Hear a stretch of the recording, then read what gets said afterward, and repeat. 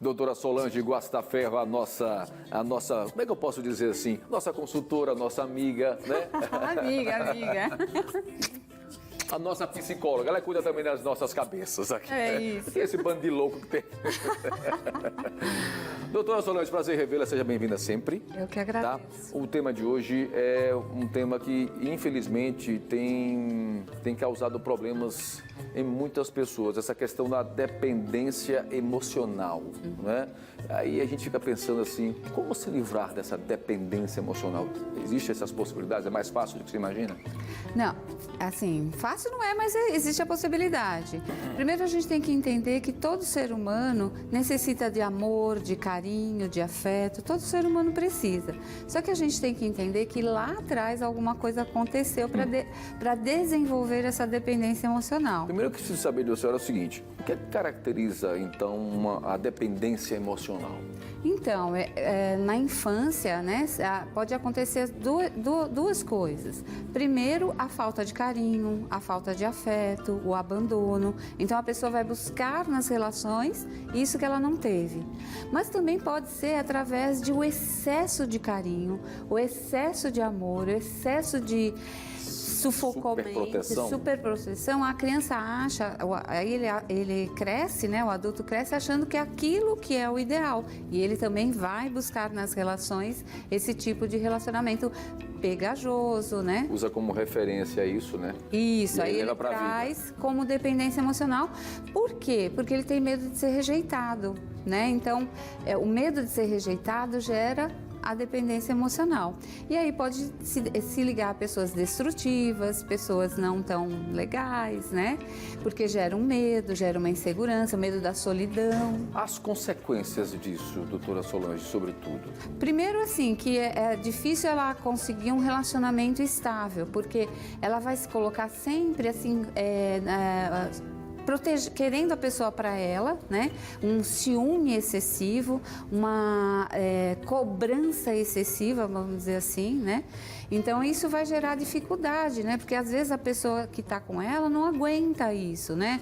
É aquela pessoa que manda mensagem direto, que fica com ciúmes, que não deixa a pessoa viver na verdade, né? Então aí vem a história, né? Como se livrar disso? Pois é, e como identificar acima de tudo, né? Porque essa visão interna, muitas vezes é o que falta, né? Essa consciência, né? E aí que vem a terapia, né? O autoconhecimento, né? Porque quando você desenvolve o autoconhecimento e você vê aonde você tem as suas qualidades e as suas dificuldades, você vai ficar mais pronto para a vida. O problema, né, doutora, é que muitas vezes o autoconhecimento, ele só chega com a maturidade. Muitas vezes. Né? Depois de você apanhar tanto, depois de sofrer tanto, cair tanto, a gente, peraí, chega, agora está na hora da gente começar a perceber quem somos nós nesse planeta. Isso, não é? Mas, via de regra, isso só vai acontecer lá na frente, né? Para algumas pessoas, para as outras, nem tanto, né? Então, quando a pessoa procura entender que as histórias estão se repetindo, eu acho que é a hora dela procurar ajuda, né? E entender que aquilo não pode continuar. E aí a gente vai, num processo de autoajuda, colocar algumas coisas. Por exemplo, ela tem que ter um autocuidado. Ao invés de ficar lá horas esperando a mensagem da pessoa, vai fazer uma academia, vai fazer um trabalho voluntário, né? Canalizar essa energia para outra forma, coisa. Outra coisa. Exatamente, né? Então, assim, não se autodestruir, né? Olha, você vai se envolver comigo, mas eu já aviso que eu sou maluca, tá? Então já Fica deixa... se quiser. Então, assim, já está se autodestruindo, né? Então, já está se colocando numa posição inferior, né? Outra coisa importante é, assim, ficar cobrando. E aí, não vai responder não a mensagem? Porque hoje é muito, né, na tecnologia, não vai responder não, né? Ficar cobrando, né? Então, eu acho importante a pessoa se ligar em coisas prazerosas, em coisas que ela... Quando ela se completa, né? Ela completa com a outra pessoa, porque não dá para ir para um relacionamento sem estar completa com você mesmo, né? Aí onde entra o amor próprio? Exatamente, onde entra o amor próprio, onde entra a autoestima, onde entra aquilo que a gente chama de se autocuidar, de se autoconhecer, porque assim, se eu for em busca de um relacionamento onde eu quero de você tudo, né? Eu fico no seu pé, você não vai você vai ficar muito pesado, você vai acabar indo embora. E a gente tem que ter a consciência que não existe relacionamento Perfeito. Sim, claro. Né?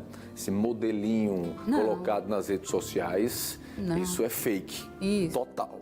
Com certeza. E a vida está aí para provar isso. Exatamente. Né? Então, por isso que é importante a gente fazer esse trabalho, né? Essa questão das cobranças, dizendo que a vida, ela, de certa maneira, doutora, não sei se a senhora vai concordar comigo, mas ela é cruel. Não é? Porque uma hora as cobranças chegam da vida, da sociedade, em torno de você, né? Nós vivemos um mundo muito consumista, tem que matar um leão todo santo dia, né? É tudo muita pressão, a gente trabalha com deadline, né? Com um tempo, chega, tem que fazer, tem que acontecer, essa necessidade de estar o tempo inteiro provando alguma coisa para alguém, não é? É sempre muito complexo. Mas eu penso também que assim, a gente tem que trabalhar para as pessoas entenderem, né, que a gente tem que ser aquilo, a coragem da vida, né, eu acho que a vida é maravilhosa, assim, tem você ter coragem de ser aquilo que você é. Não querer ser aquilo que os outros querem que você seja, né? Essa é a grande coragem, e aí que vem. Mas o autoconhecimento, às vezes, não depende tanto da maturidade, mas assim daquilo que a pessoa vai se cuidar, dela ter esse autocuidado e essa reflexão de que eu preciso me modificar para a vida ficar melhor para mim. E não para o próximo. Exatamente. Não é isso? Obrigado. Ótimo feriado, viu? Amanhã, ótimo final de semana. Ótimo feriado para vocês, para todo mundo. E gratidão pelo convite e por estar aqui. Tá? Um abraço, doutora, mais uma vez, viu?